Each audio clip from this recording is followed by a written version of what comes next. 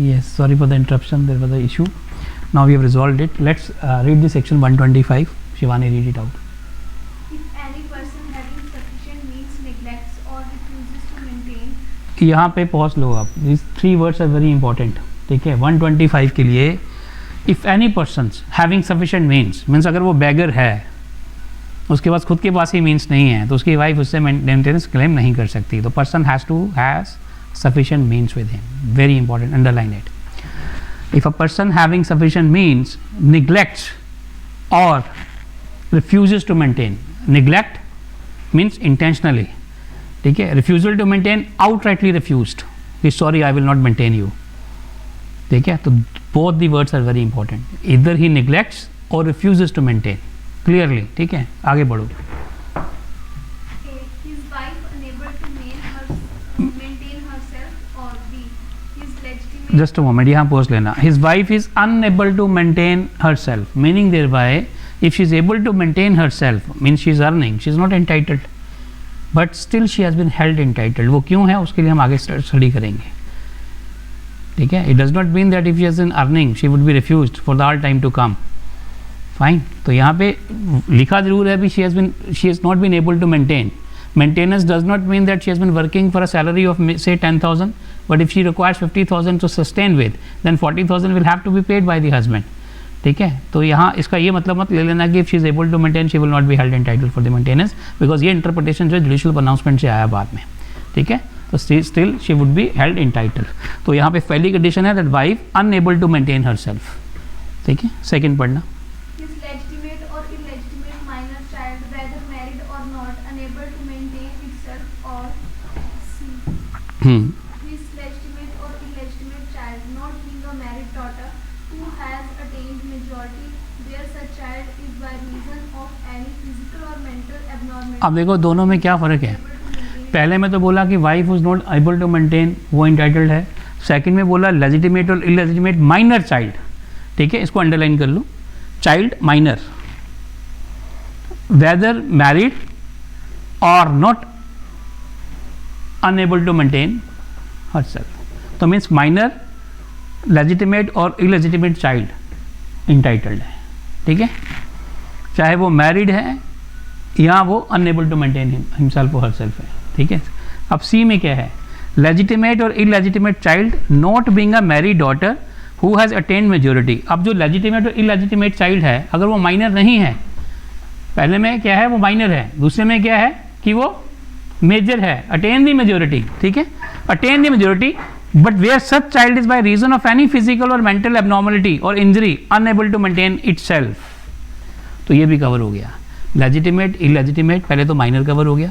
Second legitimate और illegitimate चाहे वो मेजर है but he has been suffering from some kind of medical illness or mental illness or ailment like तो उस case में वो भी कवर्ड है, ठीक है.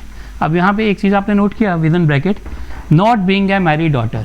Married daughter is a responsibility of the husband, but there is a proviso you will read here कि अगर हस्बैंड जो है he is not able to earn, fine, तो अब माइनर के केस में क्या होगा, फादर को देना पड़ेगा मेंटेनेंस. Got my point. ये समझ में आई चीज़ें कि नहीं आई.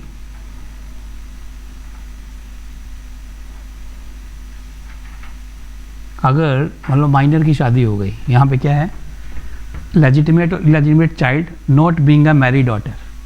होती है इंडिया में शादियाँ माइनर की, even if it is made punishable still होती हैं शादियाँ. अगर हो गई शादी तो हस्बैंड कुछ करता नहीं है तो still it would remain the obligation of the husband. वो आप पढ़ोगे आगे प्रोवाइजो में, ठीक है. लेकिन यहाँ आपको समझाना ये ज़रूरी है कि लेजिटिमेट इलेजिटिमेट अगर माइनर है तो पेरेंट्स की रिस्पॉन्सिबिलिटी है, अगर मेजर है but suffering from some kind of mental illness or ailment है तब भी पेरेंट्स की रिस्पॉन्सिबिलिटी है. एंड आगे बढ़ो. फादर और mother unable to maintain himself, तो both the parents are entitled to maintain. Father और सन जो है अपनी सन और डॉटर से ले सकते हैं. ये भी क्वेश्चन आया था कि डॉटर अगर उसकी शादी हुई है, दूसरी फैमिली में अप्रूव्ड हो गई है वो, अब there is nobody to look after the parents, तो क्या डॉटर को कंपाइल किया जा सकता है मेंटेनेंस के लिए? The answer is yes, even if she has been approved. ये इंपॉर्टेंट क्वेश्चन है हितेश, बहुत ये पूछा जा सकता है. डॉटर अपनी फैमिली में है, मैरिड है, ठीक है, यहाँ पेरेंट्स हैं, तो क्या वो जो पेरेंट्स अपनी डॉटर से क्लेम कर सकते हैं maintenance? This is judgment on this, ठीक है। तो पेरेंट्स आर एंटाइटल, फादर और mother unable to maintain himself or herself can claim. आगे पढ़ना। A magistrate of the first class may, upon proof of such neglect or refusal, order such person to make a monthly allowance for the maintenance of his wife or such child, father or mother, at such monthly rate, as such magistrate thinks fit, and to pay the same to such person as the magistrate may from time to time direct, provided that the magistrate may order the father of a minor. बस बस बस, अब सुनो ध्यान से, पहले लिख लो 4 line है, इंपॉर्टेंट है बहुत, फटाफट लिखना लेकिन, ठीक है। मैं रिपीट नहीं करूँगा, एक ही बार सुन लेना। मेंटेनेंस का मतलब क्या होता है, like what is the general meaning of maintenance? It is no way defined in CrPC. To give somebody's maintenance means क्या दिया आपने उसको? Money for what? Financial support, उसके किसके लिए? रोटी कपड़ा मकान सपोर्ट करने के लिए, ठीक है। तो whatever money is given that is called maintenance for the financial support. Now एक ही ऑब्जेक्ट होता है इसका, मान लो wife is absolutely dependent upon the husband and marital discord हो गया दोनों के बीच में। अभी वाइफ को एक ही इनसिक्योरिटी है कि अगर वो ये घर छोड़ती है, ये जाती है यहाँ से, तो ultimately how would she survive, यही क्वेश्चन आता है। Now in order to protect her from destitution and vagrancy, ये लॉ इनेक्ट हुआ, मतलब ये प्रोविजंस इनेक्ट हुई हैं इसमें, ठीक है, कि आप उसको फोर्स नहीं करोगे इफ़ यू डेस्टिट्यूशन में रहे, ठीक है, रादर आप उसको एक सपोर्ट सिस्टम दोगे, because she is a legal wedded wife and it becomes your moral obligation to feed. कब तक? Till the time she gets remarried, तब तक, ठीक है। यहाँ ये भी एक्सक्यूज नहीं ले सकते हो कि सर मैं कमाता कुछ नहीं। You are able bodied person, if you don't earn you will have to earn at least to feed your wife, ये भी नहीं आप ले सकते हो ग्राउंड। जैसा मैंने पहले बोला कि अगर आप बैगर हो तो आपके अगेंस्ट नहीं हो सकता इन्फोर्स, लेकिन कोर्ट वहाँ भी बोलेगी you are beggar, you are helpless, handicapped और you are not able to work. If you are able to work, you are an able bodied person, then it becomes your duty like to support your wife, it is your moral obligation, ठीक है। आप लिखो scope and objective of the proceedings, पहला लिखो आप। The proceedings are not punishable in nature, not punishable in nature. The main objective of chapter 9 is to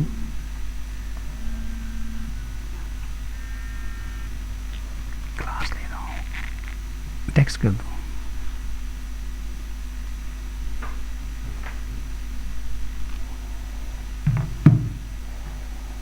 Not to punish,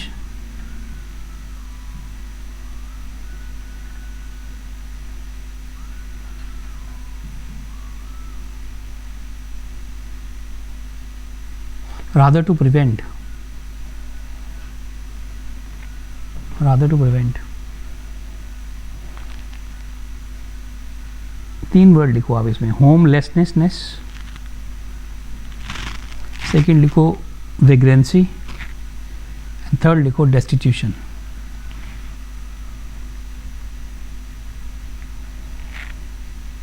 by way of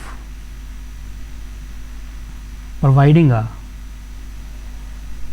speedy remedy to an aggrieved person, उसमें wife, child and parents तीनों ही आ गए, ठीक है, to N agreed person. ना मुझे एक चीज़ बताइए, अब जो पर्सनल राइट्स एंड ऑब्लिगेशंस हैं बंदे के, अगर उनका पर्सनल लॉ है, मान लो हिंदू का, क्रिश्चियन का, ज्यूज़ का, मुस्लिम का, उससे वो गवर्न होते हैं उनके पर्सनल राइट्स, ठीक है। अब जब मेंटेनेंस का राइट है वो एक तरह का पर्सनल राइट है, ठीक है। अगर ये एक तरह का पर्सनल राइट है तो it means it should not be apply to the Muslims and Christians, ठीक है। लेकिन अब इसमें ब्यूटी देखें क्या है ना, ये सीआरपीसी पढ़ रहे हैं हम लोग पर्सनल लॉ नहीं पढ़ रहे हैं, ना हम लोग कोडिफाइड लॉ पढ़ रहे हैं हिंदू या मुस्लिम्स का। तो इसलिए यहाँ क्वेश्चन ये रेज हुआ था, जो आपका मेन केस है वो मैं लिखवाता हूँ आपको, ठीक है। क्या मुस्लिम वाइफ इस लॉ के अंदर में इंटाइटल्ड है मेंटेनेंस के लिए? तो answer was yes, Supreme Court upheld कि नहीं, आप इंटाइटल्ड हो, ठीक है। There is a story behind this. उसके बाद में मुस्लिम एक्ट उन्होंने पास किया, ठीक है, in order to rule out them to file petition under section 125। Supreme Court ने स्टिल बोला कि still they are entitled under both the acts. But यहाँ पे स्पीडी रेमेडी चाहिए, एफिकेशियस रेमेडी चाहिए, उनको जल्दी चाहिए, तो उनको इसमें आना पड़ेगा, बिकॉज ये समरी प्रोसीजर है और इसमें जो है मतलब बहुत एक्सपेडिशियसली मैटर डिस्पोज ऑफ किया जाता है और उसको आपने बचाना है, किससे? उसकी डेस्टिट्यूशन से उसको बचाना है, तो उसको रिलीफ देना, उसकी पेन को हील करना, it is the job of the court, like you no instant relief उसको मिलता है इससे, ठीक है। तो आप इसमें लिख लीजिए, it does not make any distinction, it does not make any distinction between person belonging to different religion or caste. Distinction between persons belonging to different religion or caste.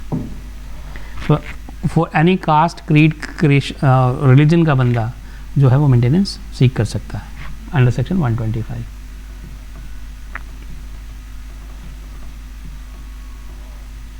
ठीक है, तो it has no relation with the personal rights, it has no relation with the personal laws of the parties.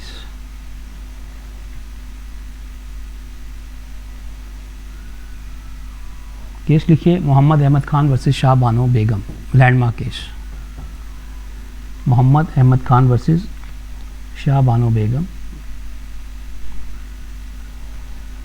Supreme Court delivered a judgment favoring maintenance given to an aggrieved divorced Muslim woman.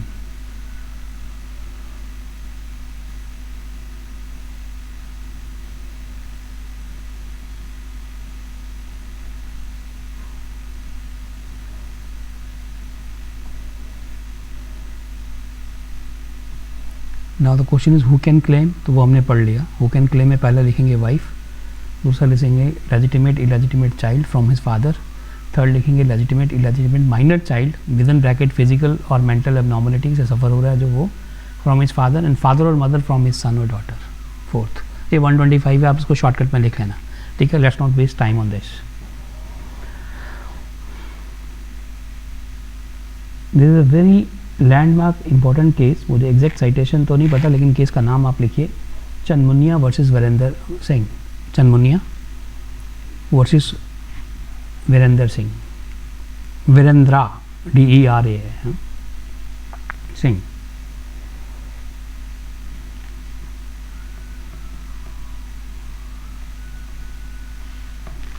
अब question ये है कि आपको 125 के लिए क्या stick proof चाहिए being a wife, कि अगर मैं मान लो 10 साल से या 15 साल से या 20 साल से एक लेडी के साथ में रह रहा हूँ, and it is I mean impression to the world at large that she has been living as a wife, but मैंने एसेंशियल सेरेमनी परफॉर्म नहीं की और मेरी मैरिज सोलमनाइज नहीं हुई है एज़ पर लॉ, ठीक है.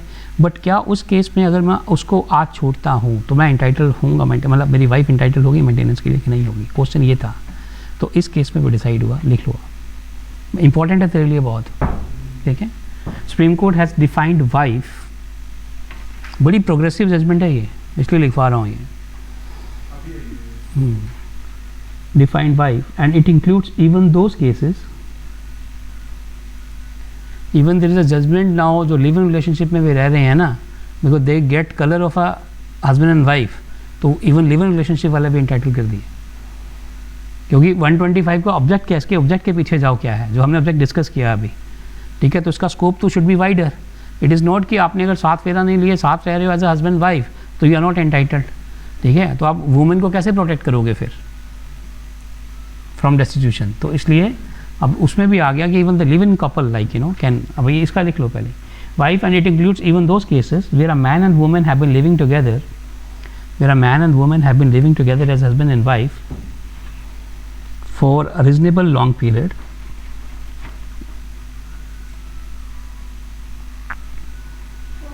for a long period,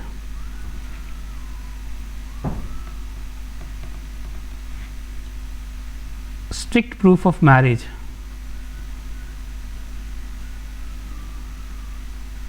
should not be a precondition of maintenance under section 125.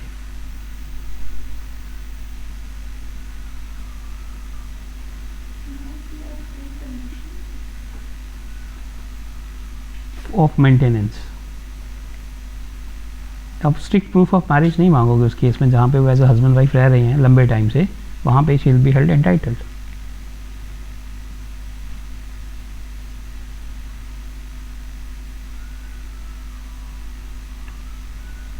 अब क्वेश्चन है कि मान लो फर्स्ट मैरिज आपकी सब्सिस्टेंस है, वैलिड है, सेकंड आप मैरिज फिर कर लेते हो, तो क्या जो सेकंड वाइफ है whether she should B held entitled और नॉट, आपके मुताबिक क्या होना चाहिए? सेकंड मैरिज वाइड है, वैलिड है, क्या मैरिज है वो? अब यहाँ पे जो इंटरप्रिटेशन है जजमेंट में वाइफ का, वो उन्होंने बोला कि अगर आप एक साथ लंबे टाइम से रह रहे हो, ठीक है, यहाँ पे ये क्वेश्चन नहीं है कि आप पहले से मैरिड शादीशुदा हो, मैं क्वेश्चन दूसरा पूछ रहा हूँ आपसे। आप पहले से शादीशुदा हो, आपने एक और शादी की है, अब आपने सेकंड वाइफ को छोड़ दिया और सेकंड वाइफ जाती है कोर्ट में और बोलती है सर मेंटेनेंस, तो कोर्ट क्या बोलेगी, उसका राइट है या नहीं है?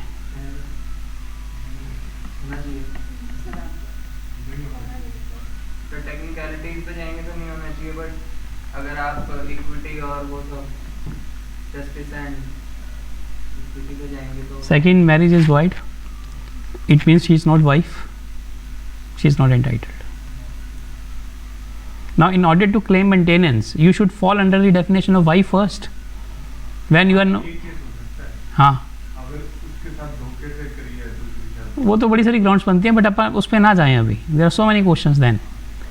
मान लो उसकी फर्स्ट मैरिज जो है वो एसेंशियल सेरेमनी परफॉर्म नहीं हुई है, फर्स्ट मैरिज ही वैलिड नहीं है, तो सेकंड वैलिड हो जाएगी, वो तो बहुत लंबी कहानी, उसको छोड़ दे। Question is whether second wife who is not as per law carry the status of a wife, at the most she is a concubine, because even if she has performed the ceremony, solemnized the marriage as per the ceremonies, but because during the subsistence of first wife, तो essential condition जो marriage की हैं section 5(1) की पहली condition को violet कर दिया और सेक्शन 11 के अंडर में वो वाइड हो गई, तो जब वो वाइड मैरिज की आउटकम है तो वो मेंटेनेंस कैसे ले सकती है? तो फिर इस केस में भी तो वाइफ का स्कोप उन्होंने फाइन किया ना। आगे आता हूँ तेरे वाले व्यूज़ पे, शायद सुप्रीम कोर्ट आई हो, आगे देखते हैं अभी, ठीक है। लिव इन अलाउड है, बट आप सेकंड वाइफ आपने basic condition institution of marriage को डाइल्यूट कर दिया कि अगर मैं अब बोलता हूँ कि यार बाइगेमस मैरिज जो है वो वाइड है, even that attracts the punishment also, the second wife should be I mean implicated. अगर आपने लिव कर दिया, वैलिड कर दिया और मांग तुमने दूसरे की शादी में तो वो मांग, उसकी भी डेफिनेशन है ना, लिव इन का भी मतलब कितना स्कोप है। आप ये नहीं कि एक वाइफ के साथ में उसमें सलमा मुदगुल है, you are embracing the Islam just to solemnize the marriage, कि मैं 4 वाइफ रख सकता हूँ एज़ पर इस्लाम, और मैंने अपनी पत्नी को धोखा देने के लिए मैं गया हूँ मस्जिद में, नमाज़ पढ़ी है और मैंने बोला कि मैं मुस्लिम धर्म को प्रोपोगेट करूँगा या प्रोफेस करूँगा और मैं मुस्लिम बन गया, ठीक है, और मैंने दूसरी शादी कर ली, तो उस केस में क्या होगा फेट उस मैरिज का? Again that would be consider to be bigamous. आपकी लिली थॉमस और सल्ला मुतवल की जजमेंट है उसमें, वो जब हिंदू लॉ पढ़ेंगे तब करवाऊंगा। It is not that easy, law is to be seen from many angles. Your view could be okay as far as your main examination is concerned. वहाँ पे आप रीजनिंग दोगे अपनी, जो आप बात कर रहे हो अभी, देखिए वहाँ पे आपको रीजनिंग के मार्क्स मिलेंगे कि सर मेरे मुताबिक ये होना चाहिए, ठीक है, ऑल्दो लीगल पोजीशन ये है आज की डेट में, but when you have been accepting this kind of relationship, then second wife the object जो है 125 का, that is to protect her dignity and protect her from destitution. तो अगर उसने कर ली है तो she should be given a meagre support system like you know by way of maintenance and all, वो to some extent it could be acceptable. Exam में आप ऐसे लिख सकते हो, लेकिन अगर वो प्री में आ गया क्वेश्चन तो फिर क्या करोगे? ठीक है, लिखो केस लॉ इस पे फटाफट। Yamuna bai Anant Rao Adhav, Yamuna bai Anant Rao Adhav versus Adhav ADHAV versus, ये स्पेलिंग ना, रनंत राव RANANTRO, रनंत Rao Shivram आदव।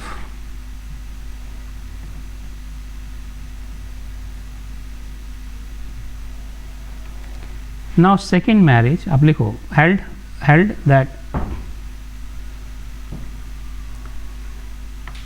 second marriage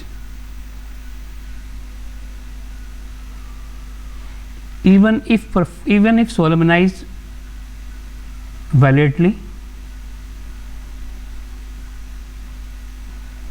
with a man having a spouse is completely nullity in the eyes of law, and she is not entitled spouse. is completely nullity in the eyes of law. Living spouse is completely nullity in the eyes of law, and she is not entitled for the benefit under section 125.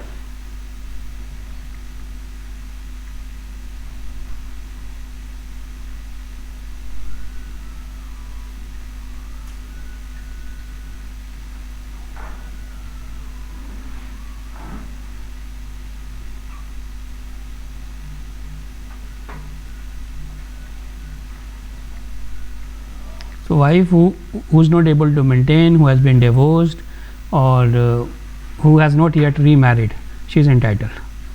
ठीक है. So divorced wife who has not yet remarried and the who is not able to maintain, she is entitled for maintenance.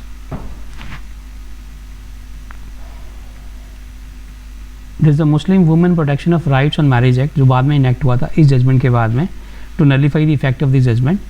But court ने फिर बोला कि नहीं, she can claim under section 125 for this reasons, the reason which we discuss just now.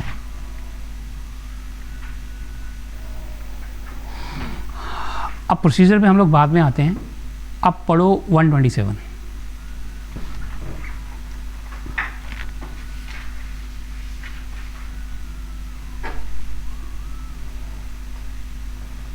एक minute, 125 का 4 पढ़ो.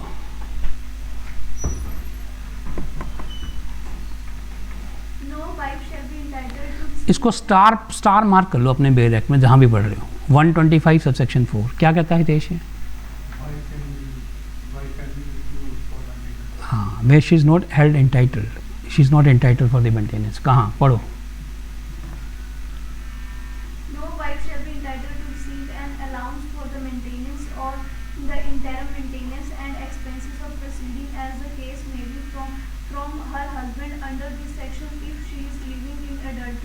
or if without any sufficient reason she refuses to live with her husband, or if they are living separately by mutual consent. देखो, पहली चीज़ आप लिखिए इसमें, when wife is living in adultery.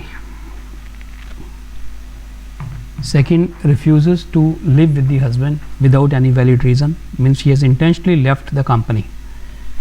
ठीक है, refuses to live with the husband without any valid reason. And third, living separately by mutual consent. अगर ये 3 conditions हैं, कोई सी भी इनमें से कंडीशन है, तो she could be refused the maintenance when she is living in adultery. But again, stick proof court मांगेगी उस चीज़ का. Second, when she refuses to live with the husband on her own without any valid reason. And third, when they have been living separately with a mutual consent. ठीक है, तो she is not entitled. 125(4) is very important for examination point of view. इसको mark कर लो.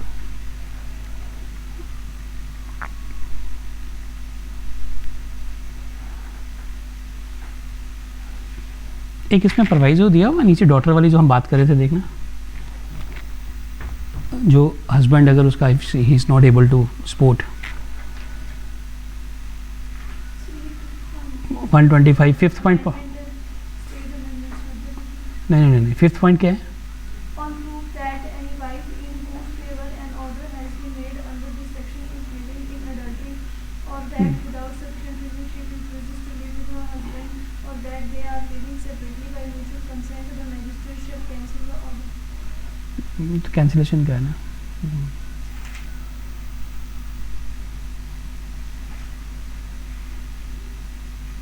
दिखाना एक minute direct.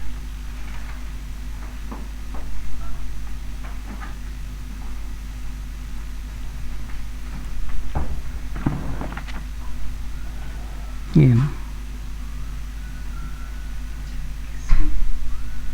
ये provided that Mr. may order the father of a minor female child referred be to make such allowance until she attain her majority of the father said the husband of such minor female child. ये proviso का थोड़ा सा लिख लो आप 2 लाइनें.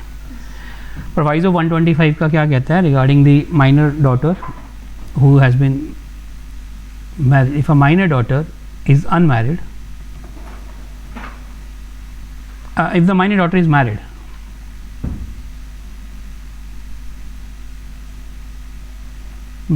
but her husband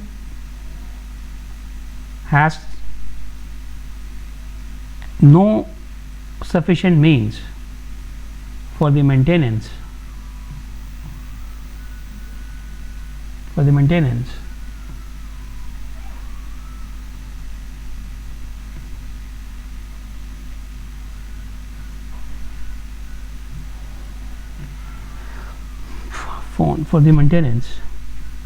then she can claim from the father. Case का नाम लिखना, लिख लो Shahabuddin versus state of UP, उसमें हेल्ड हुआ है Shahabuddin versus state of UP.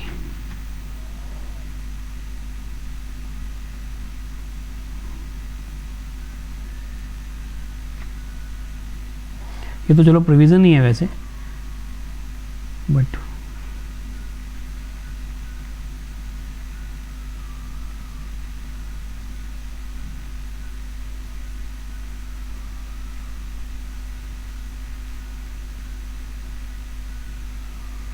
तो लेजिटिमेट इलेजिटिमेट का attain majority and not attain majority, ठीक है। जो अटेन मेजोरिटी हैं but suffering from some kind of things, still they are entitled for the maintenance from the father.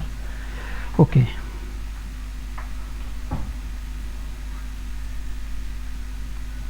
Father और mother पे आओ अब।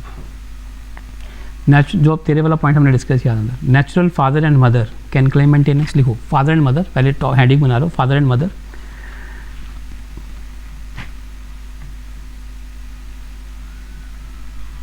Natural father and mother can claim maintenance. Mother includes adoptive mother. She can claim maintenance from her adoptive son.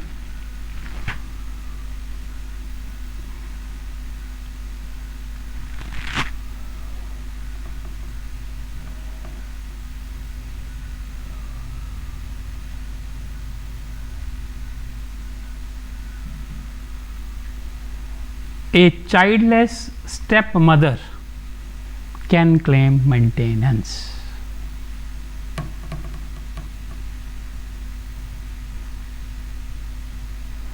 अगर तो step mother है, उसका अपना बेटा है, then she is not entitled.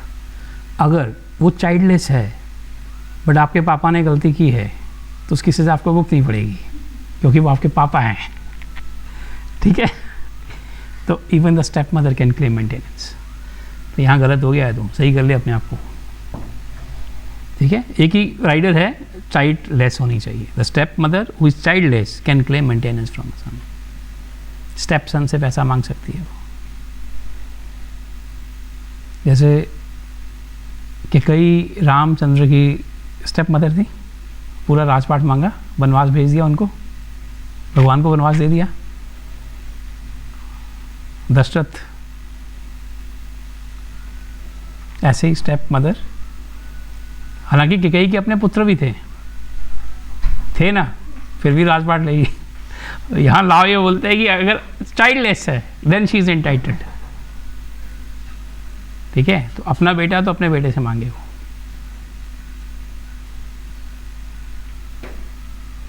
तेरा लॉजिक भी ठीक था, बट बस एक ही राइडर था जो ये याद रखना है। हो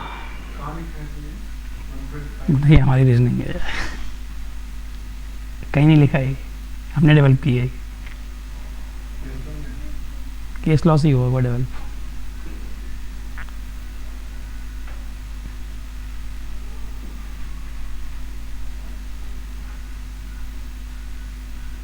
There is one judgment of Bombay High Court, you would be surprised.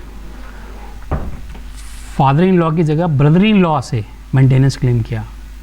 वो father in law was no more, husband was no more, the property came to the brother in law. Fine, क्या बोलते हैं उसको, देवर या जेठ what ever, उससे claim किया और ग्रांट हुआ। सर ये तो ये शायद नामों में दिया हुआ है, ये चाइल्डलेस स्टेप मदर वाला और वो फादर इन लॉ वाला भी, क्योंकि इन केस वो मर जाता है। अभी यहीं फोकस कर, क्योंकि अब कंफ्यूज कर लेंगे। देखो कहाँ कहाँ प्रोविज़न है, पहले तो ये देखो कितने सारे लॉज है मेंटेनेंस के लिए, कहाँ कहाँ बोलो वन बाय वन। वाइफ के लिए मैरिज एक्ट, मैरिज 24 में 24 में और सारी पार्टीज कोई भी इररेस्पेक्टिव ऑफ रिलीजन और फादर मदर, ये हो गया 25। फिर चाइल्ड के लिए और वो मामा में चला गया अडॉप्शन एंड मेंटेनेंस है। वाइफ भी तो है वहाँ। स्पेशल मैरिज एक्ट में, डोमेस्टिक वायलेंस एक्ट में जब आपको आंसर फ्रेम करना है ना मेंटेनेंस का, तो आपने लिखनी है पहले 3 लाइनें कि the provisions with regard to the maintenance have been provided under these acts. 5 act के नाम लिख दिया ना तो पहले लेंगे स्कोर आप कि यार इस बंदे को ये पता है कि कहाँ कहाँ सेक्शन 18 ये बोलता है, स्पेशल मैरिज एक्ट का सेक्शन ये बोलता है, डोमेस्टिक वायलेंस का सेक्शन ये बोलता है, ठीक है, 125 ये बोलता है। तो जहाँ कहीं भी कॉरस्पॉन्डिंग प्रोविज़न आती है, in order to improve your answer and to score better, आपने वो होलिस्टिक व्यू लेना है और वहाँ पे वो लिखनी है चीज़ें, ठीक है।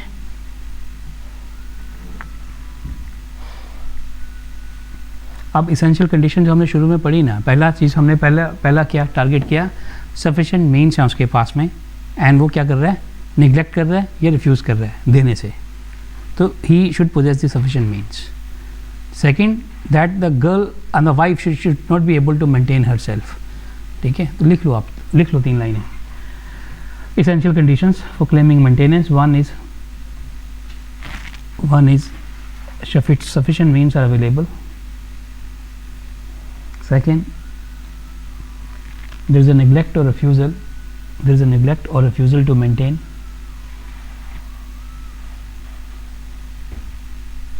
Third, person claiming is not able to maintain himself or herself.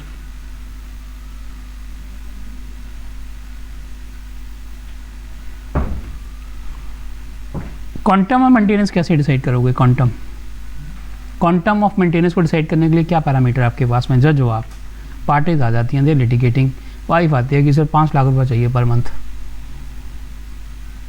हाँ, हस्बैंड कहता है मेरे पास 2 लाख रुपए की इनकम है, how would you decide?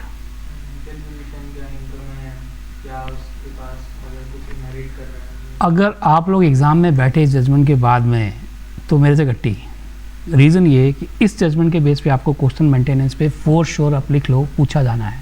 The name of the judgment is Rajnish versus Neha. इसको कंक्लूड करने के बाद मैं स्टेट वे में उस जजमेंट पे आऊँगा, ठीक है। उसमें क्या व्यू लिया, guidelines have been issued because there was a divergent view of different high courts. कोई पैरामीटर, कोई चेक एंड बैलेंसेस थे नहीं, पार्टीज आके बोलती थी, आप मान लेते थे कि इतनी इनकम उतनी इनकम है। वाइफ को एक्चुअल सोर्स ऑफ इनकम का पता नहीं होता था। आपकी आईटीआर कुछ डिपिक्ट कर रही है, बिजनेस आपका लेविश है, लाइफस्टाइल आपका लेविश है, ठीक है, और आप बोलते थे मैं तो रिटर्न फाइल करता हूँ 2 लाख 3 लाख रुपए की, टैक्सेबल में नहीं आती, मेरे पास तो इनकम ही नहीं है। वाइफ पीटती रहती थी कि सर ये स्टाइल है, ये प्रॉपर्टीज़ हैं, ये बिजनेस है, लेकिन कोर्ट बोलती थी कि we will go by documents. Document is stating कि उसकी इनकम 3 लाख है साल की, हाउ वुड यू क्लेम? तो आप क्या करोगे? तो ये गाइडलाइंस तब आई। Now parties are required to furnish their affidavit as per this, or if the affidavit is found forged or wrong or गलत or manipulated, then there are severe consequences. 340 की proceeding initiate होंगी उनके against में, because they have been intervening into the administration of justice. आप court को mislead कर रहे हो यार, ठीक। आपको 340 का क्वेश्चन आया था, तीनों को टिक किया था उसमें, क्यों? रेवेन्यू, सिविल, क्रिमिनल, ये बेवकूफ़ बना रहे हो आप कोर्ट का, ठीक है। कोर्ट इज कोर्ट, चाहे वो किसी भी कैपेसिटी से बैठी और कोई भी मैटर सुन रही है।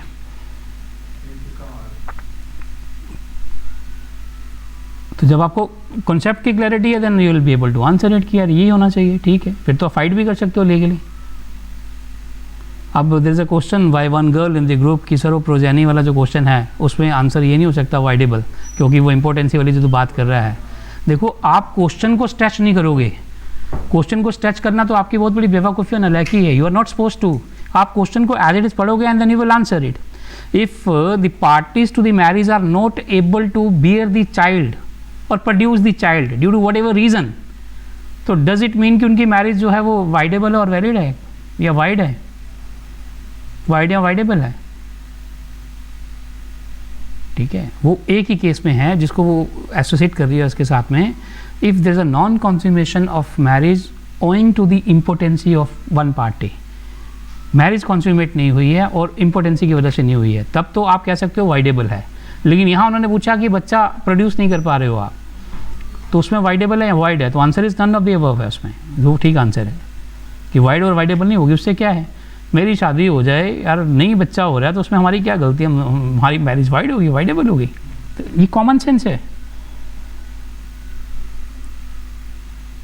I have a friend, you know, they have been to marriage for last 16-17 years, like, you know, they're not able to bear the child. तो अभी उनकी मैरिज वाइड है. तो she wanted to argue on this, but मैंने फिर drop कर दिया कि नहीं यार, this is not the right platform. Like किसी को हमें डिमोरलाइज नहीं करना, जो कोई सोचता उसको सोचने दो, क्योंकि अभी वो इतना परिपक्व नहीं है, उस एंगल से वो सोच नहीं रहा. ठीक है, तो फिर हमने ज़्यादा एजिटेट नहीं किया उसमें. आईज, ईयर्स, माइंड्स एकदम ओपन होना चाहिए व्हेन यू आर अटेम्प्टिंग. और एक बहुत टाइम होता है आपके पास एमसीक्यू अटेम्प्ट करने के लिए. कुछ तो आपको स्टेट भी आते हैं सीधे सीधे, कुछ होते हैं जिसमें ट्रिकी होते हैं, दिमाग लगाना पड़ता है, तो उस पर दिमाग लगाओ, हो जाएगा सोल्व. अब तूने ये पूछा सर ये कहाँ से आपने पकड़ा कि जो स्टेप मदर है चाइल्डलेस है, शी इज़ नॉट एंटाइटल्ड और इंटाइटल्ड है. यार हमने ऑब्जेक्ट पढ़ा, 125 का ऑब्जेक्ट क्या था पीछे, कि वुमेन को बचाना विग्रेंसी से, डेस्टिट्यूशन से, होमलेसनेस से. ठीक है, उसको मेयर फाइनेंशियल, अगर वो स्टेप मदर है और there is nobody to look after and she is not able to maintain, then who will take care of her ultimately? Sons and daughter, husband is no more there, and अपना बच्चा कुछ का है नहीं, then the obligation will come to you. मैंने बोला गलती भुगतनी पड़ेगी.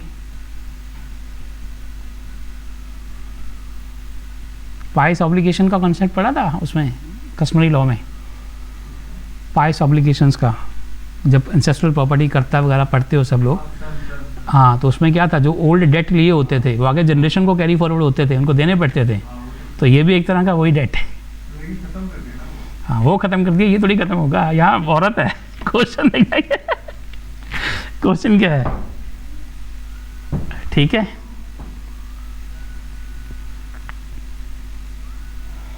अब बहस क्या है कोर्ट में? वाइफ आती है, बोलती है sir I have been neglected, I have been refuse to pay the maintenance. Husband आता है, बोलता है she is not living with me और she is not ready, she has left me on her own. और अब आप किस में चले गए? 25 साल में चले, 125 साल में चले गए आप, कि when she has left your company on her volition, then why should she be held entitled for the maintenance? यही लड़ाई है, लॉ एविडेंस. अब वो बोलती है सर मैं गई हूँ, मारता पीटता है, दारू पी के दंगा हल्ला करता है, मैं दुखी हूँ इससे, मैं इसलिए गई हूँ.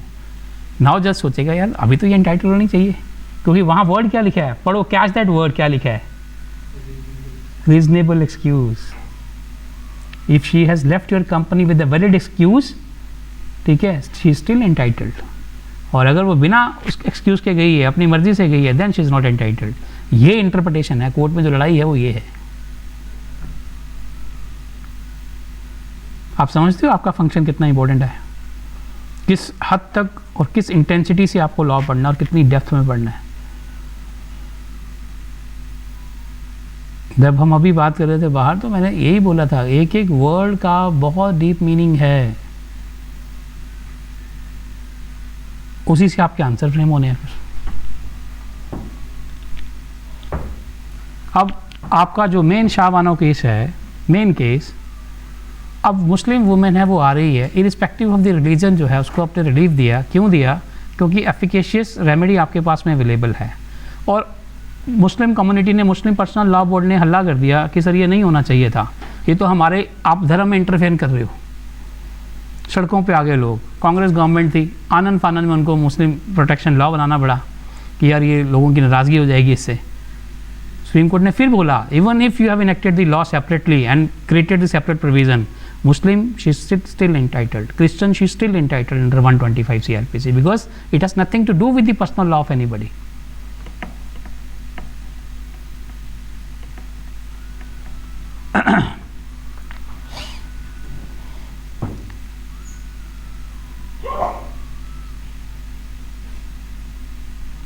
अब हस्बैंड डिफेंस ले जाता है सम टाइम, पता क्या बोलता है? सर यहाँ तो लिखा है she is not able to maintain, my wife is hale and hearty, she is educated, highly qualified, she can get work and she can, I mean, support herself. Why do I? अब आपका क्या logic होगा वहाँ जज की हैसियत से कि सर वाइफ अर्न कर सकती है ना, कैपेबल है. यहाँ लिखा आपने she is not able to maintain herself, she is able to maintain herself, she is not doing it, because मेरे ऊपर बटन बनना चाहती है वो. तो क्या बोलोगे आप? क्या दे दे? देखो, if she is able, if she has been working somewhere, then it is a different scenario. But when she is able to find out the work, मान लो आप highly qualified हो but you are not able to get a job suitable for you, then your husband cannot come and say, sir, she can, who will see? It would happen. ठीक है, तो different approach है. तो it is not that easy when you are deciding the application. It is to be decided with reason after appreciating all the facts, circumstances and the evidence on record. फिर आप इंसाफ करोगे. Justice should not only be done but should be seem to be done. दिखना भी चाहिए ना हो रहा है.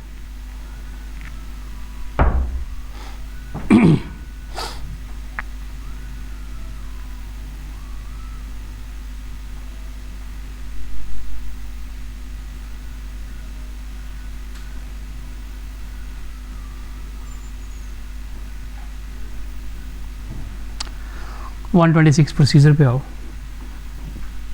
Procedure for maintenance.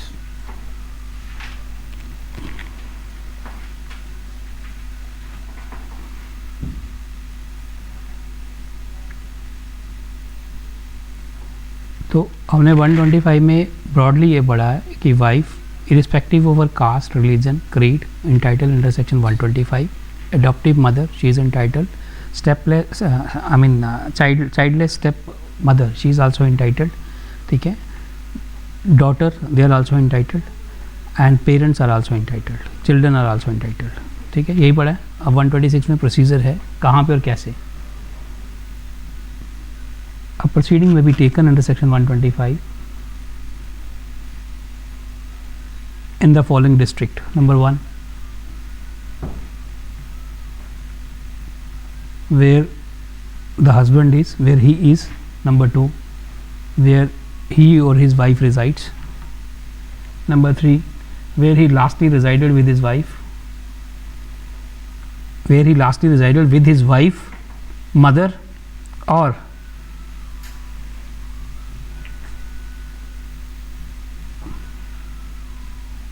mother.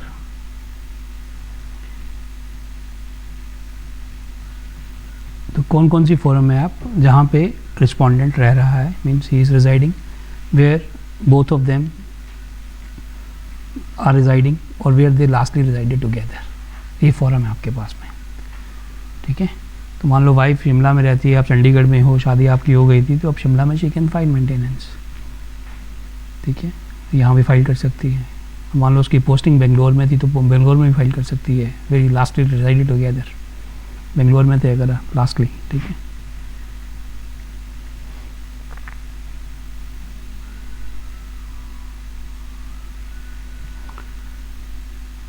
If somebody, if the person is willfully avoiding summons, then ex parte evidence is taken in that case. Interim order file pass कर सकते हो आप इसमें. Can you file in order for the interim maintenance. इसमें तो आया नहीं कहीं 125 की डेफिनेशन में, ना प्रोसीजर में आया कहीं. वो कहाँ से इंटरप्रेट हुआ इंटरिम मेंटेनेंस का कॉन्सेप्ट. कहाँ बताओ, पढ़ना 126.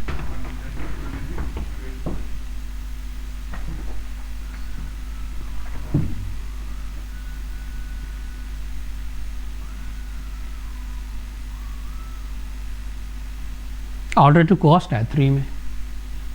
इंटरिम का कहाँ लिखा है.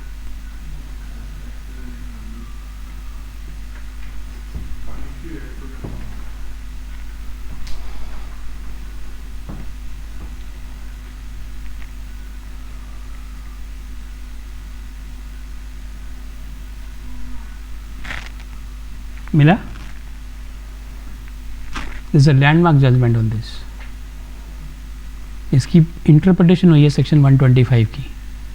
उस इंटरप्रिटेशन में इवॉल्व किया कि ऑब्जेक्ट क्या है, इसकी स्पिरिट के पीछे जाओ सेक्शन की. इमीडिएट रिलीफ, इंस्टेंट रिलीफ आपको देना है, इसलिए you can provide the interim maintenance as well. Interim का मतलब आप समझते हो शिवानी, समझते हो इंटरिम का मतलब. हाँ, वेरी गुड. आपकी application may take time, 6 months, 1 year, 2 year for the disposal, final disposal. During the pendency of that proceeding अगर आपको कुछ रिलीफ देना है तो that would be called interim relief. तो the order which would be passed that would be called interim order. ठीक है, तो इंटरिम मेंटेनेंस कोर्ट ग्रांट कर सकती है, एम्पावर्ड है. वो जजमेंट का भी नाम लिखवाता हूँ आपको.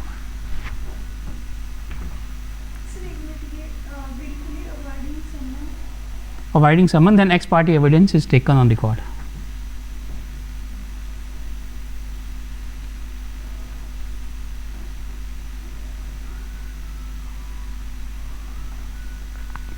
Then next लिखो हैं क्या पढ़. Provided further that the magistrate may during the pendency of the proceeding regarding monthly allowance for the maintenance under the subsection order such person to make a monthly allowance for the maintenance for the increased maintenance. बस during the pendency लिखे है ना. हाँ. बस ये तेरा ये clear. इसकी इंटरप्रिटेशन ऑफ जजमेंट में इस लाइन की प्रोवाइजो इसको अंडरलाइन कर लो भाई. इसके आगे मोटा मोटा लिख लो interim maintenance. There is a proviso in section 125. आपको वो बोल रहा हूँ जो ऑनलाइन देख रहे हैं अभी. ठीक है, उसको अंडरलाइन कर लो ब्रॉडली. इंटरिम मेंटेनेंस का कॉन्सेप्ट उसमें छुपा है.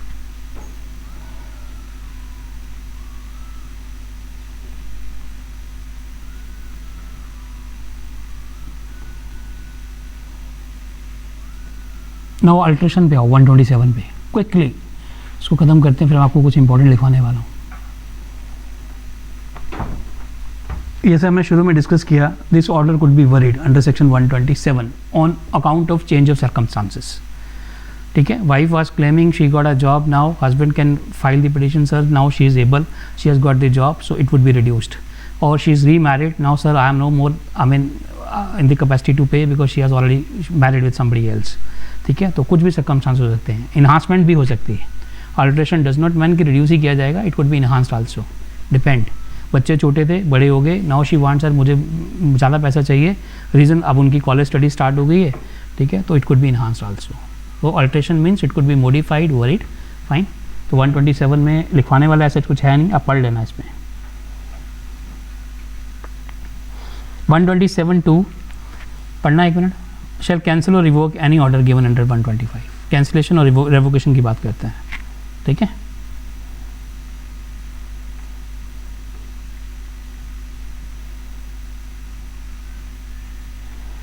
मान लो अब आप अलग अलग रह रहे थे, अब आपकी बनने लगी है, प्यार मोहब्बत वापस जाग गया, आप इकट्ठे रहना चाहते हो, then you make an application कि sir now we want to live together. ठीक है, तो the order could be cancelled और रिवोक्ड.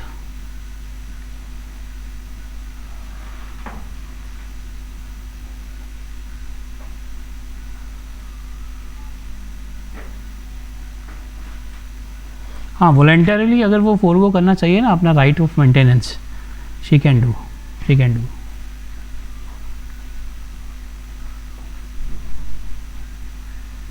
127(4) एक बार पढ़ना Shivani, is very important. 4 At the time of making a decree for the recovery of any maintenance or dowry by any person to move a monthly allowance for the maintenance and in-term maintenance or any of them has been ordered to be paid under section 125, the civil court shall take into account the sum which has been paid to or recovered by such person. लिखो. The civil court shall take into account under section 127 subsection 4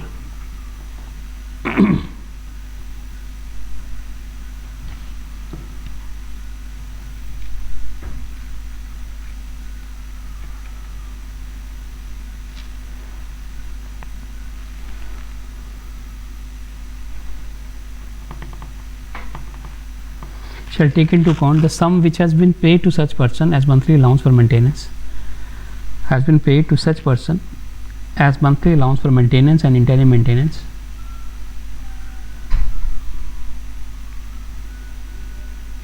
under section 125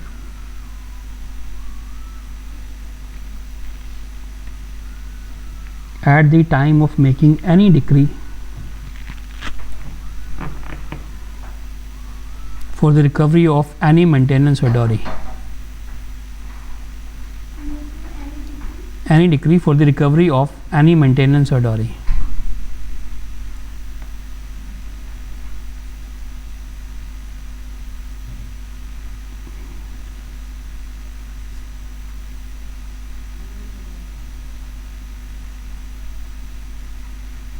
अब civil court में आपका मुकदमा था, dowry को लेके claim था या मेंटेनेंस को या व्हाटएवर, तो कोर्ट विल कंसीडर कि 125 में कितना मेंटेनेंस मिला तो उसकी डिडक्शन हो जाएगी।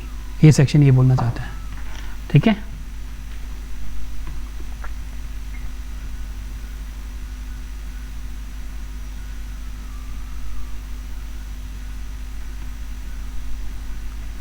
(128) talks about the enforcement.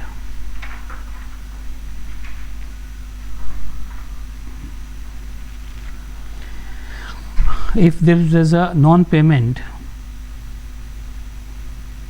on the part of the party who has been directed,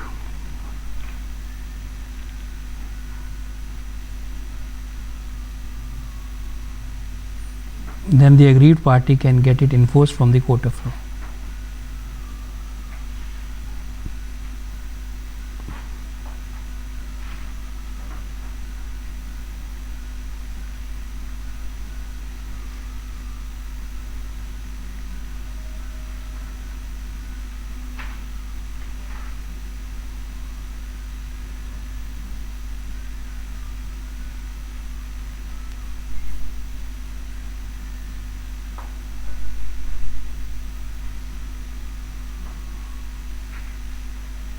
आपने एक जजमेंट लिखी ना, चनमुनिया वर्सेस वीरेंद्र, बहुत इंपॉर्टेंट जजमेंट है, इसको ना इंपॉर्टेंट करो टिक। एक और जजमेंट लिखो आप इसके साथ ही, D Velusamy versus D capital dot Velusamy V कौन सा स्वामी Velusamy VELUSAMY, D Velusamy versus D Pachaiammal PAT पैट CHAI चाय अमल AMMAL Pachaiammal, D Velusamy versus. अब जो हम बात कर रहे थे हितेश, ये दोनों जजमेंट ना तेरे एग्जामिनेशन पॉइंट ऑफ व्यू से बहुत इंपॉर्टेंट है। क्या इसमें हेल्ड हुआ, पहले वाला कॉन्सेप्ट तो हुआ ही हुआ, ठीक है।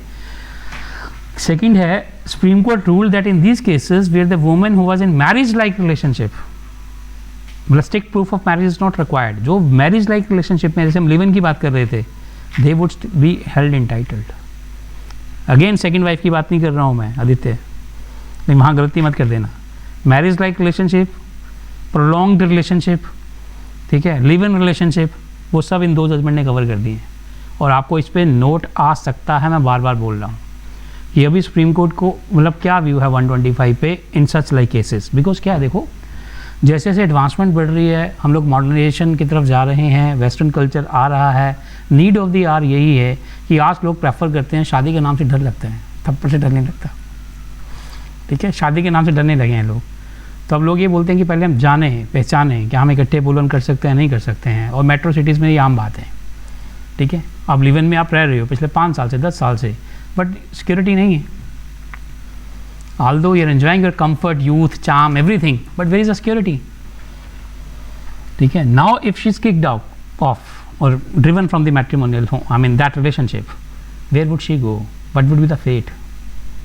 She was absolutely dependent and she gave a worth, 5-10 years.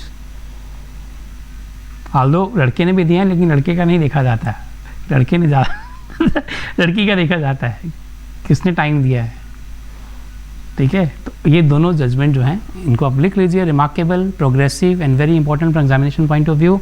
इसमें क्या हेल्ड हुआ लिख लो, Supreme Court rule that in cases where the woman was in marriage like relationship will though not consider to be a legal wedded wife, though not be considered to be a legal wedded wife under section 125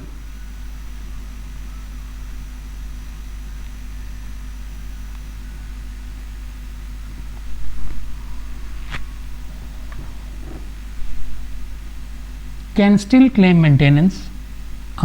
ये है point, catch यहाँ ये है, they would be claiming the maintenance under the protection of women from domestic violence act।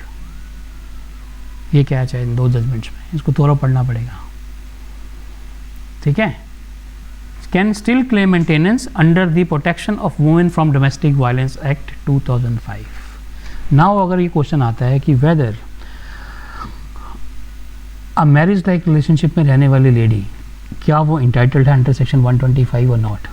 क्या जो live in relationship में couple रह रहा है, क्या वो वाइफ, वो क्या वो लड़की इंटाइटल्ड है या नहीं? तो यहाँ 125 में क्या आया कि she has to be a wife. तो इन दो जजमेंट में ये आया कि although she does not get the colour of a wife but she can claim maintenance under the protection of domestic violence act. तो your answer would be no under section 125। दोनों ही judgements में 125 नहीं करता।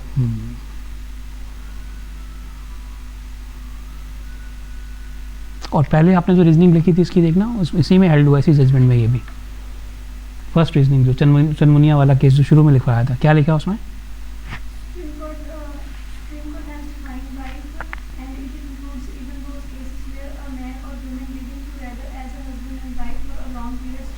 चनमुनिया में different reasoning है। चनमुनिया में ये बोला she is entitled because she has been living as a wife for a long time. तो अब ये दोनों केसेस में कॉन्फ्लिक्ट आया। यहाँ पे बोलता है वो protection of women from domestic violence में तो इंटाइटल्ड है, लेकिन इसको पूरा डिटेल जजमेंट पढ़ना पड़ेगा। इसका पढ़ना परसों डिस्कस करते हैं, कल सॉरी।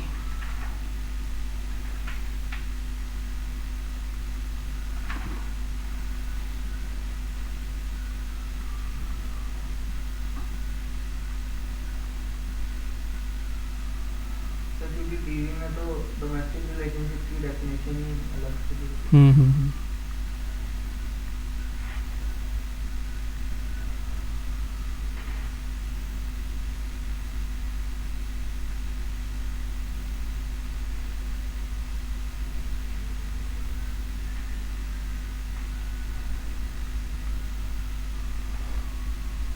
सेकेंड वाइफ जहाँ पे इंटाइटल्ड नहीं है वो जजमेंट लिखना चाहोगे?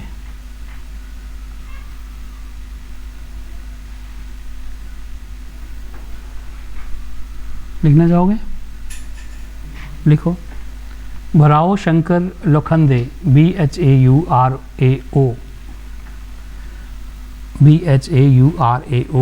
भराओ Shankar Lokhande versus Lokhande and another versus state of Maharashtra.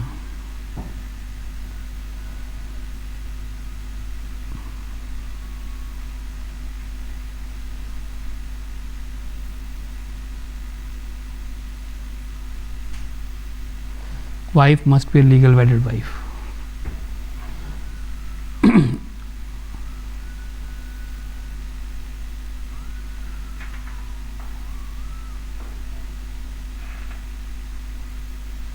ले आदित्य तेरे वाला पॉइंट आ गया। जजमेंट लिख, रीजनिंग के बाद में आते हैं। Badshah versus, it has to be Badshah versus, ये जजमेंट तुम्हें याद हो जाएगी। सोनू और सौ उर्मिला बादशाह। सोनू उर्मिला बादशाह, सोनू और सौ SOU है यहाँ पे, पता नहीं मुझे यही होना चाहिए, सोनू होना चाहिए। बादशाह वर्सेस उर्मिला बादशाह कर लो। बादशाह वर्सेस उर्मिला बादशाह। It was held that even the second wife is entitled to maintenance under section 125 of CRPC under certain circumstances.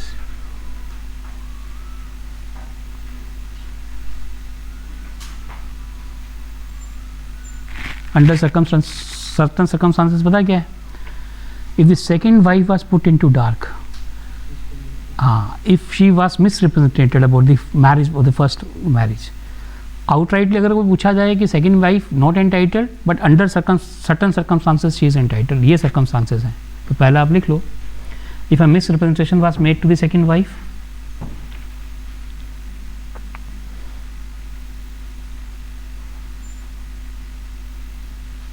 and if the woman was unaware at the time of marriage that he has a living spouse, second wife को पता नहीं था और उसको धोखे में रखा गया, that he has living spouse, woman was unaware at the time of marriage that he has a living spouse.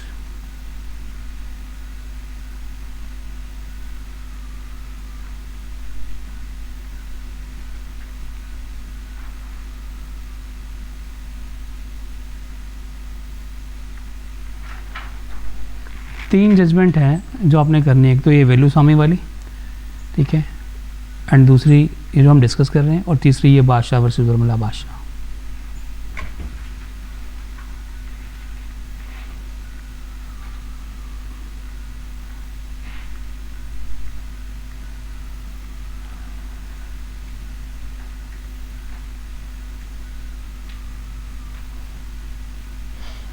आपको अहमद खान शाहबानो केस की स्टोरी पता है? थोड़ा फैक्ट्स पता है उस केस की?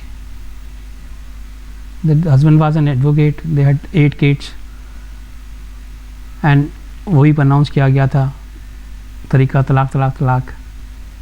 हाँ, उसके बाद तलाक हो गया, उसने पिटीशन फाइल किया मेंटेनेंस के लिए, कोर्ट ने उसको अलाउ कर दिया, हाई कोर्ट तक आ गया, वकील था, ठीक है।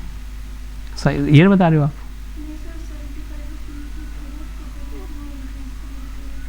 फैक्ट्स पढ़े हुए हैं इस केस के? चलो, facts are not important but the reasoning is very important. वही irrespective of the religion she was held entitled. Then hue and cry हुआ पूरे इंडिया में। कांग्रेस गवर्नमेंट को आनन फानन में मुस्लिम वोट बैंक लेने के लिए लॉ पास करना पड़ा कि they would be entitled, I mean maintenance under that law only, ठीक है। बट अगेन सुप्रीम कोर्ट ने बोला कि नहीं, दिस इज स्टिल एंटाइटल्ड, तो they can avail any remedy. तो these are the facts, पढ़ लेना इस जजमेंट को भी, फैक्ट्स अगर टाइम मिले आपको।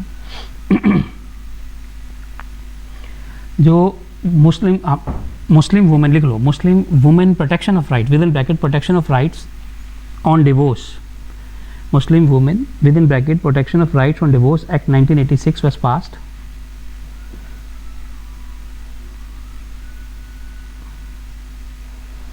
उसमें जो ग्राउंड लिखा गया ना था ना, within iddat period she should be entitled for the maintenance. The provision was made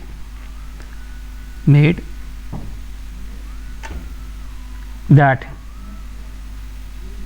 she would be entitled for maintenance during the iddat period.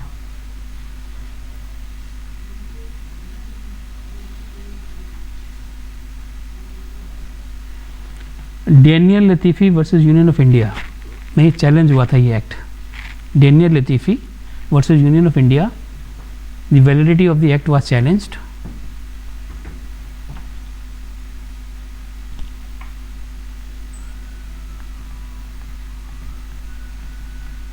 It was held valid, constitutionally valid.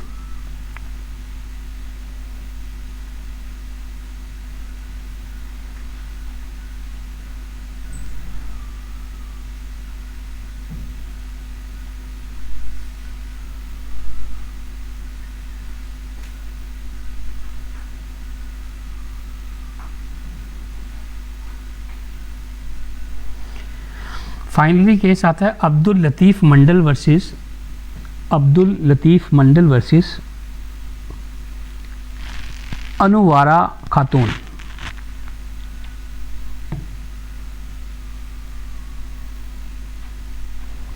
जो बात हम शुरू से कर रहे हैं इसमें यह हेल्ड हुआ, since the objective of section 125 CRPC was to prevent the women from the destitution and since it is speedier so the Muslim women can still claim maintenance under section 125। तो not under that act she can still claim under section 125 इस judgement में held हुआ। तो इसमें आप लिख लो simply held that she can still claim maintenance under section 125।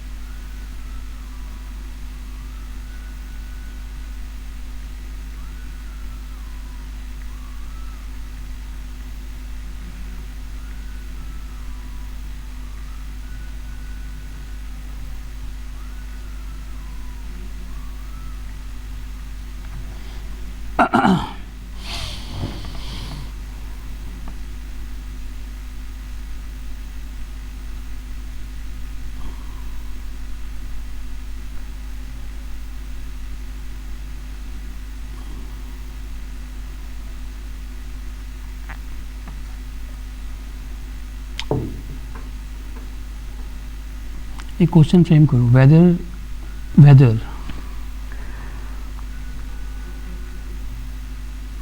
the order of maintenance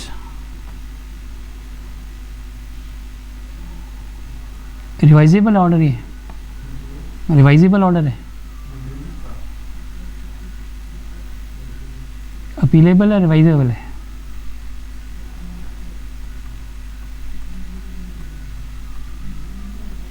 weather the order of maintenance is revisable और appealable, question mark, कल आंसर करना। सर कोई सेक्शन 25 जिससे करने का है वो एलिजिबल है? सोच ले फिर। हाँ सेक्शन 25 तो 125 तूने मेंटेनेंस ग्रांट कर दी, हस्बैंड अग्रीव्ड है कि यार इतनी बनती नहीं थी, तूने ज़्यादा दे दी, अब क्या करेगा वो?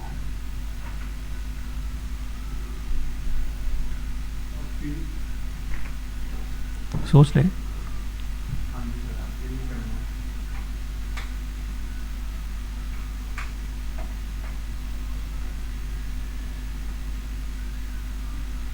अपील करवाना sir.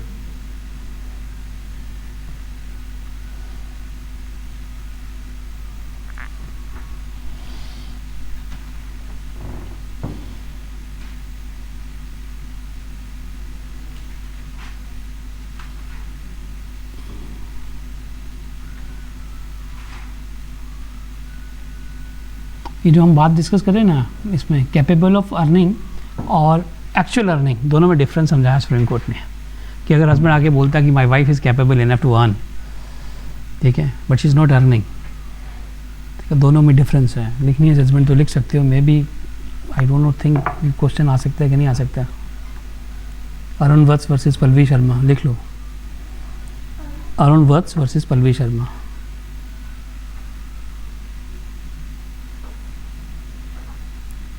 Difference between capable of earning and actual earning.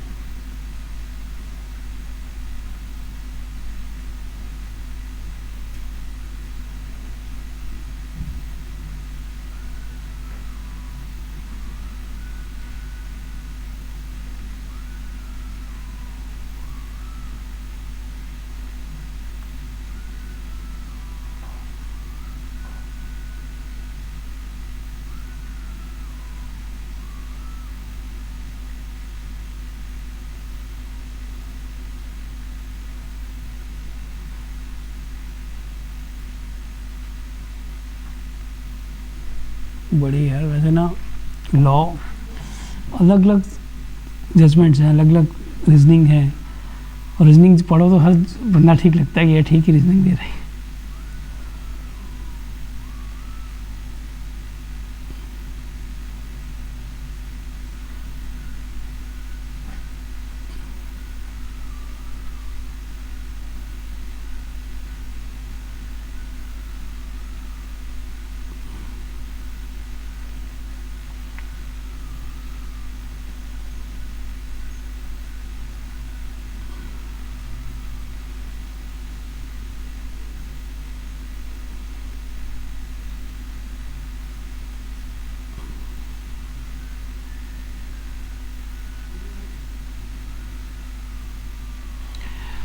अब हम आते हैं मेन जजमेंट पे, क्रक्स। पहला क्वेश्चन फ्रेम करो आप।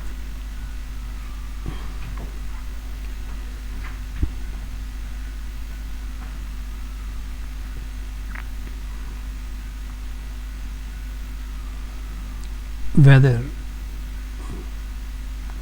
Magistrate can grant interim maintenance. Case का नाम लिखो, स्वित्री वर्सेस श्री गोविंद सिंह रावत।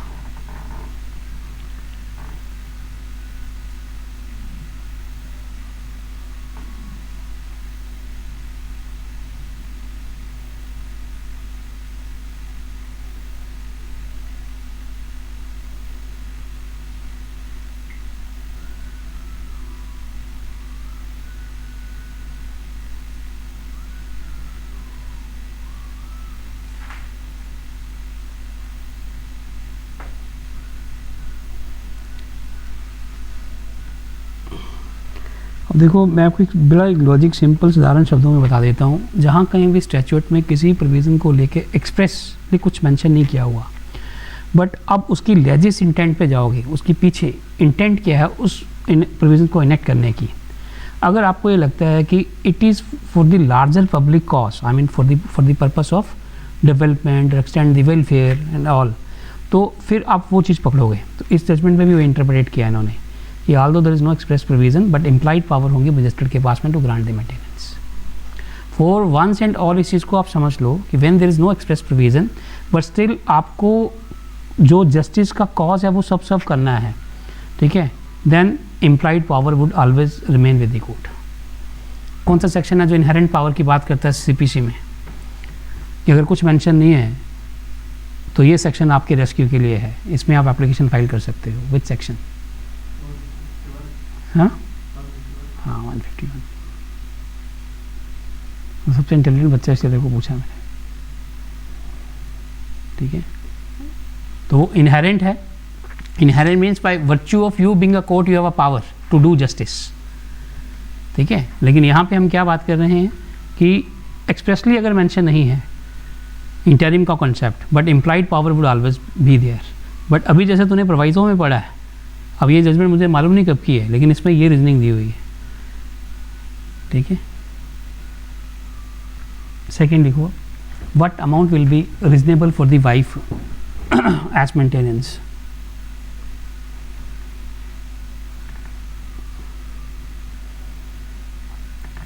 जजमेंट का नाम लिखो, Kulbhushan Kumar versus Rajkumari and another.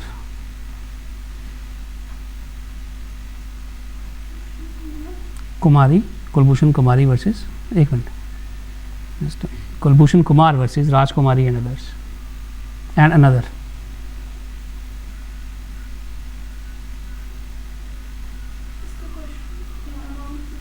Quantum of, उसमें मैं आता हूँ अभी किस तरह से डिटरमिन करना है.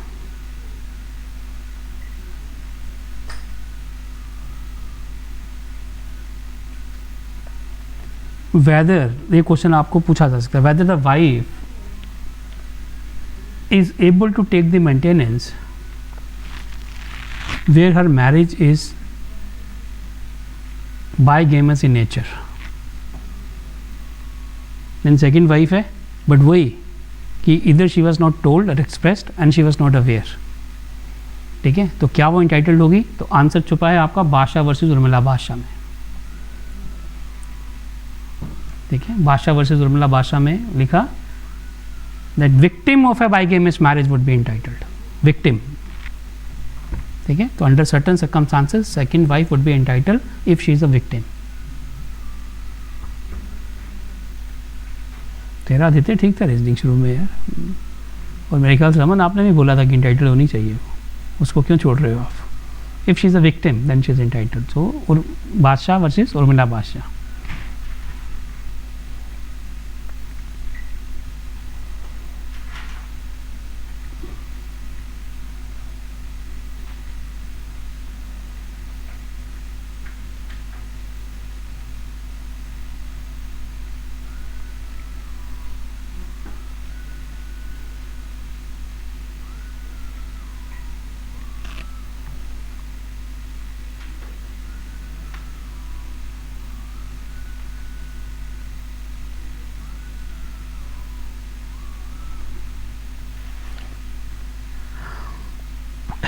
एक बात बताओ, डिवोर्स हो गया, सेटलमेंट भी होगी, आप अलग अलग रह रहे हो, अभी क्या डिवोर्स्ड वाइफ क्लेम कर सकती है maintenance? Everything has been resolved.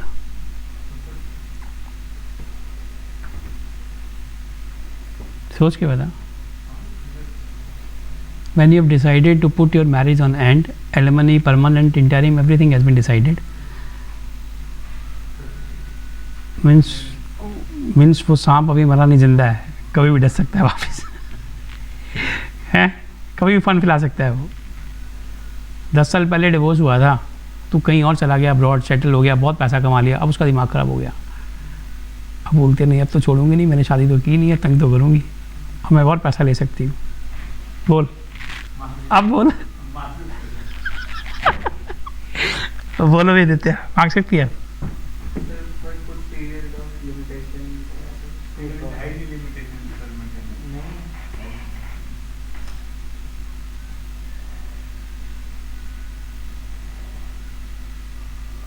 बाकी तो सर वो जब चलो इसको छोड़ दो, ये तो एक मैंने हाइपोथेटिकल सिचुएशन ले लिया। अब मुझे ये बताओ, मुस्लिम जो है, अब मुस्लिम लॉ में उनको बोला गया कि till iddat period they can claim, fine.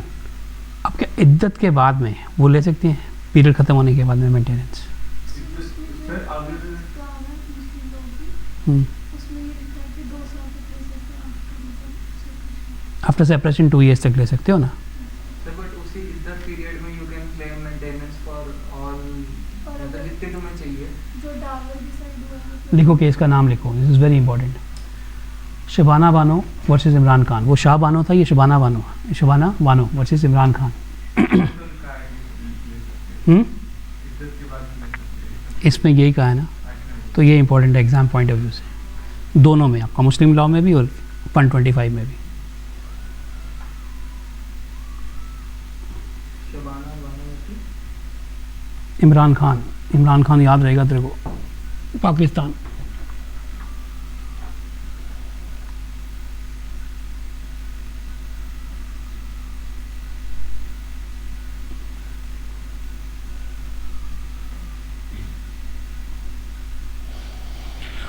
Quantum of maintenance cannot be restricted for the iddat period only. Quantum of maintenance cannot be restricted for the iddat period only.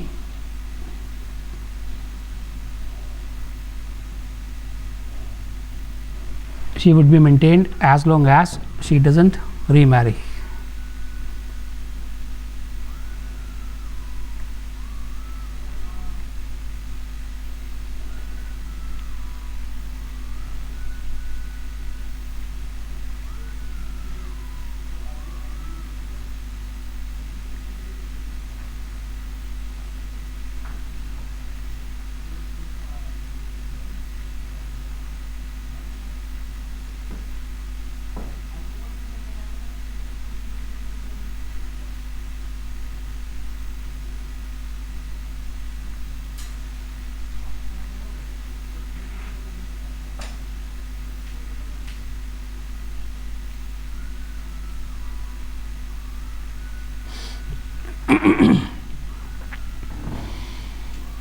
अब हम लोग आते हैं मेन केस पे, जो नहीं बताऊंगा तो फिर अधूरा रह जाएगा सब।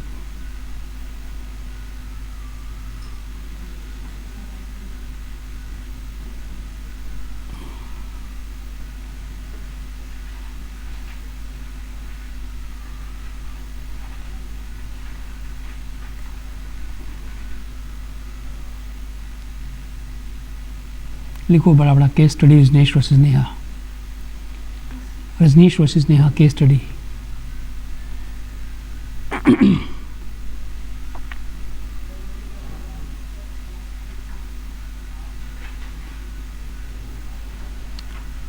Supreme Court has framed guidelines.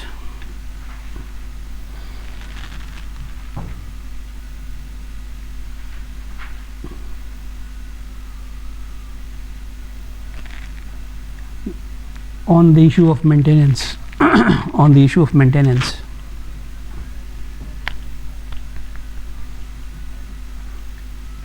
which would cover overlapping jurisdiction, which would cover overlapping jurisdiction. अब मान लो हमा में भी ले रही है, 24 में भी ले रही है और यहाँ भी ले रही है, तो how to tackle that issue? Fine. Jurisdiction under different enactment for payment of maintenance, comma payment of interim maintenance, different enactment for payment of maintenance, comma payment of interim maintenance, and then third, the criteria for determining the quantum of maintenance, criteria for determining the quantum of maintenance, comma the date from which maintenance is to be awarded, date from which the maintenance is to be awarded. कहाँ से होगा? From the date of order, from the date of application, from the, ये judgment पढ़ के बोल रहा है कि किताब पढ़ के बोल रहा है? देखते हैं। And enforcement of order of maintenance, अब देखो कितने सारे इश्यूज थे इसमें। पहला तो जुरिडिक्शन की एडजस्टमेंट किस तरह से होगी, second interim maintenance, third determine कैसा होगा quantum, and fourth date of maintenance क्या होगी, ऑर्डर किस डेट से इम्प्लीमेंट होगा, एंड इन्फोर्समेंट किस तरह से होगी ऑर्डर की। ये सारे इशू इस जजमेंट में हाईलाइट हुए। 2021 फरवरी की जजमेंट है, justice Indu Malhotra, retired justice Indu Malhotra now.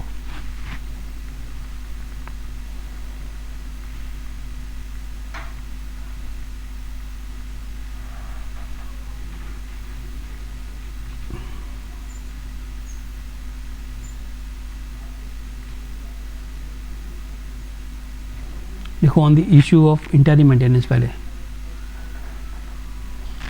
On the issue of interim maintenance number 1 crux लिखवाऊंगा, इसको थॉलो पढ़ लेना एक बार, ठीक है।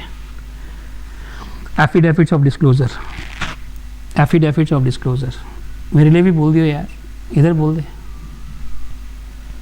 Affidavits of disclosure of assets and liability to be filed by both the parties, liabilities to be filed by both the parties.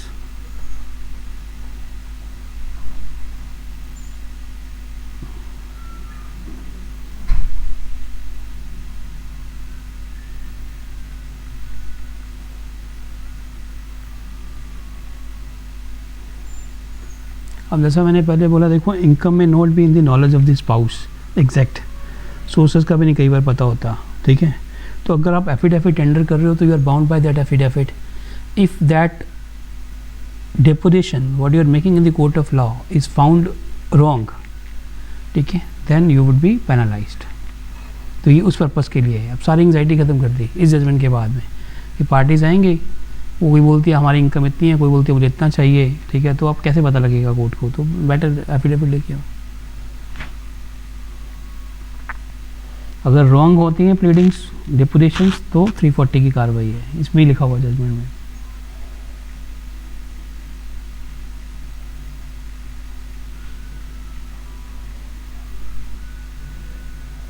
On issue of permanent एलामनी में लिख लो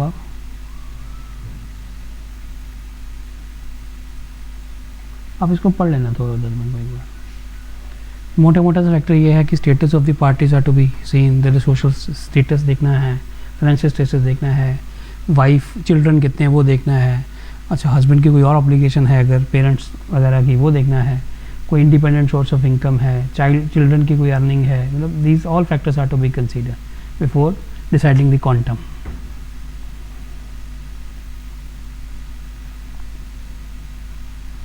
तो मेन थिंग तो ये है कि इसमें even the format of the affidavit has also been suggested in this judgment. Date of enforcement that is from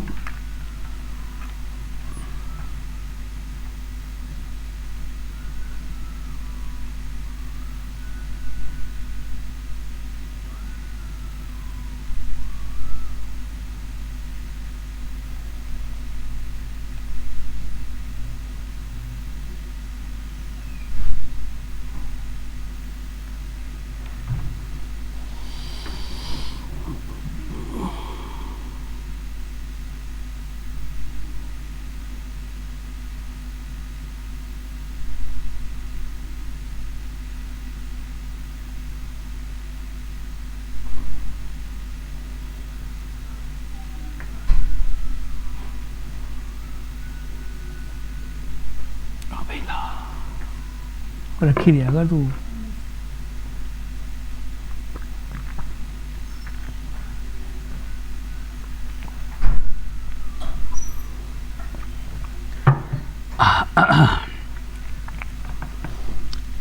date इसमें मेरे पास नहीं आया, मेरे को बता देता हूँ।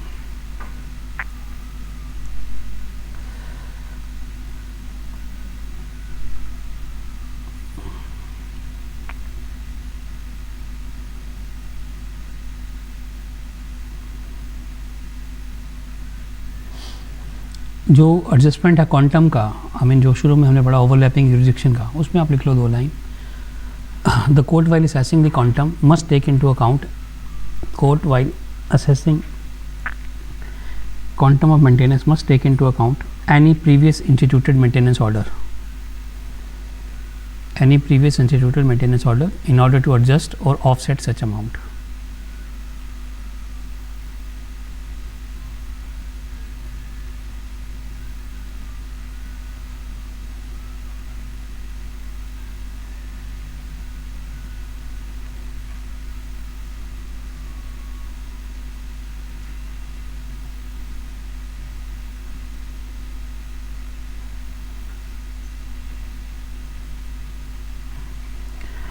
जो डेट है तेरा कब से अवार्ड होना है, when should maintenance be awarded, तो इसमें ये हेल्ड हुआ आफ्टर एग्जामिनिंग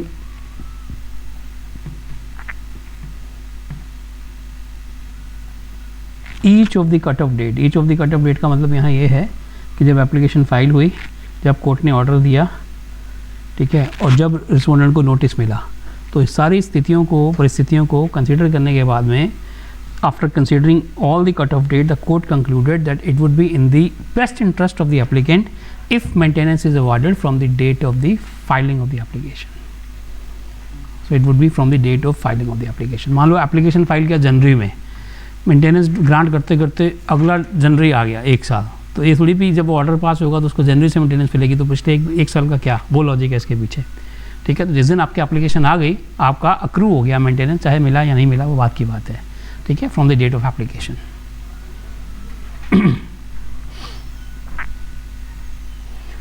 इन्फोर्समेंट का सिंपल वही प्रोसेस है जो 128 में आपका दिया हुआ है।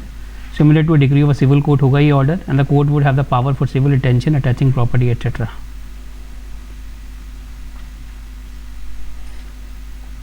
ठीक है, similar to the decree of civil court and power same रहेंगी, सिविल डिटेंशन की, अटैचमेंट की। ये है सर इसका क्रक्स जजमेंट का।